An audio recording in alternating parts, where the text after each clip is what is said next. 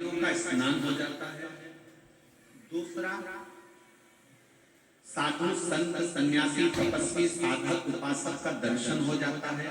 और तीसरा, हम भारतीयों को, हम सनातनियों को अपनी संस्कृति का ज्ञान हो जाता है कि हमारी संस्कृति हमारा धर्म है।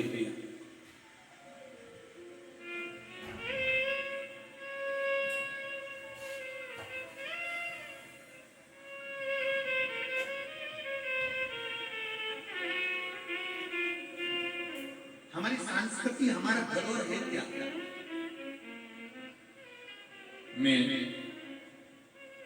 माननीय उत्तर प्रदेश के यशस्वी मुख्यमंत्री माननीय योगी जी को धन्यवाद देता हूं कि उत्तर प्रदेश में सारे प्रदेशों में कुंभ लगता है, सारे प्रदेशों में कुंभ लगता है, पर उत्तर प्रदेश की पवित्र प्रयागराज की भूमि पर माघ के महीने में तो हर साल कुंभ लगता है।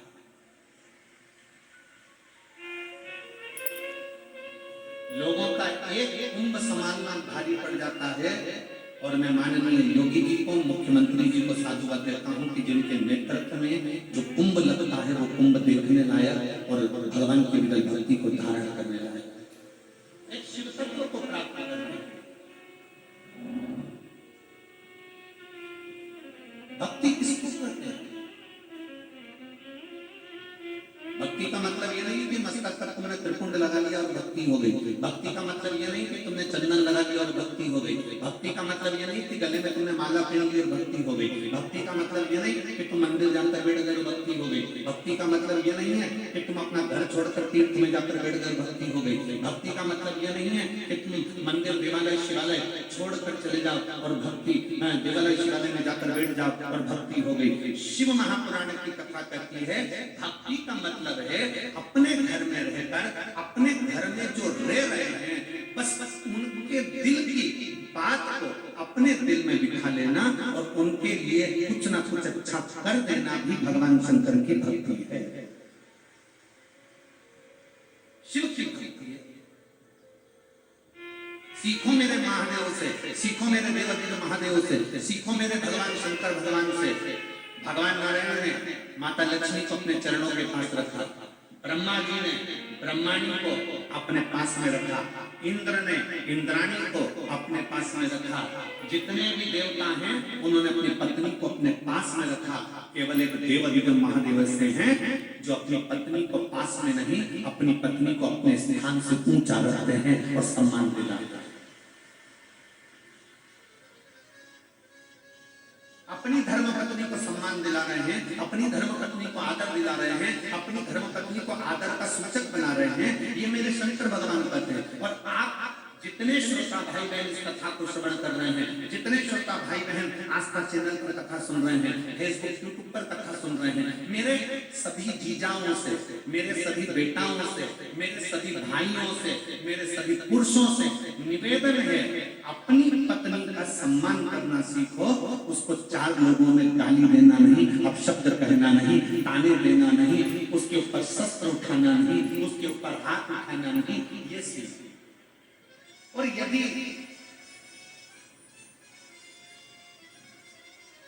आपको ऐसा लगता है कि मैं बहुत वीर हूं, मैं बहुत बलवान हूं, मेरी वीरता ज्यादा है, मेरी वीरता ज्यादा है, तो मेरा प्रत्येक पुरुष से कहना है, प्रत्येक व्यक्ति से कहना है, अगर आप वीर हैं, शूरवीर हैं, तो अपनी पत्नी पर वीरता मत दिखाओ। फिर एक काम करो, काश्मीर और जम्मू चले जाओ।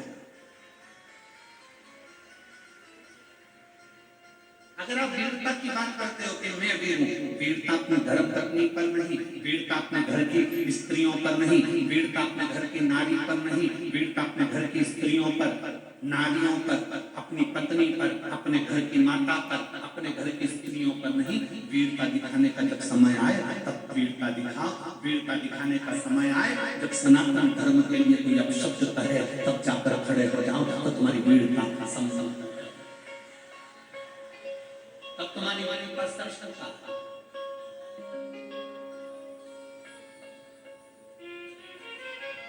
और मैंने तेरे ही भरोसे बाबा, तेरे ही भरोसे हवा बिच उड़ती जवानी बाबा डोर हमको छटिया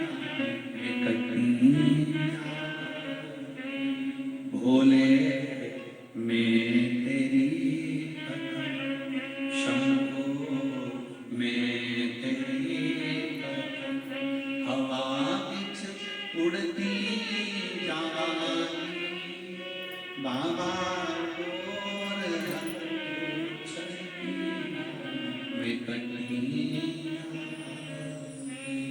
भोले में। शिव सबको कहता है, भक्ति किसको कहता है? सिर पर तिलक लगा लेना भक्ति नहीं, गले में माला पहन लेना भक्ति नहीं है, बहुत लंबे बाल बढ़ा लेना भक्ति नहीं है, कपड़े बदल लेना भक्ति नहीं है, घर छोड़ देना भक्ति नहीं है।